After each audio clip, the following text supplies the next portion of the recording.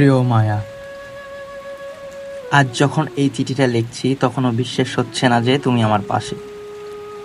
10টা বছর ধরে আমি যেন এক ঘর লাগা জীবন কাটিয়েছি।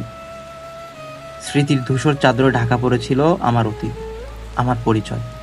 কিন্তু জানো, সেই ঘর লাগা দিনগুলোতেও তোমার মুখটা যেন আবছাভাবে আমার মনে ভেসে বেড়াতো।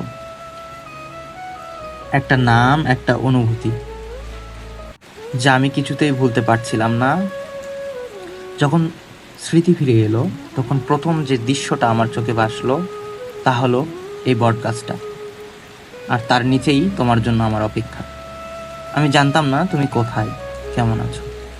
শুধু জানতাম যদি কোনোদিন তুমি ফিরে আসো, তবে এই পথ ধরেই আসবে, এই বটগাছের নিচেই হয়তো খুঁজবে আমাকে। তাই ফিরে এসেছিলাম সেই পুরনো জায়গায়, সেই পুরনো অপেক্ষায়। আমার মনে আছে, যেদিন আমি নিরুদ্দেশ হয়েছিলাম, সেদিন তোমার চোখে আমি কত স্বপ্ন দেখেছিলাম। সেই স্বপ্নগুলো ভেঙে দেওয়ার কষ্ট আমাকে আজও কুরে কুরে খায়। আমি জানি তুমি কতটা কষ্ট পেয়েছো, কতটা যন্ত্রণা সইছ। আমার অনুপস্থিতি তোমার জীবনের যে শূন্যতা তৈরি করেছে তা পূরণ হওয়ার নয়।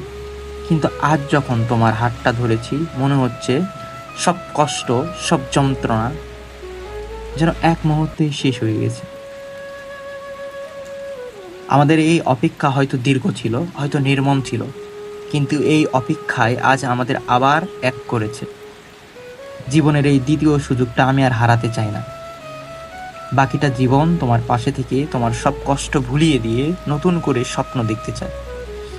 আমার জন্য তোমার এই দীর্ঘ অপেক্ষা, এই ভালোবাসা, এর কোনো প্রতিদান হয় না। শুধু বলতে চাই আমি কৃতজ্ঞ, আমি খুব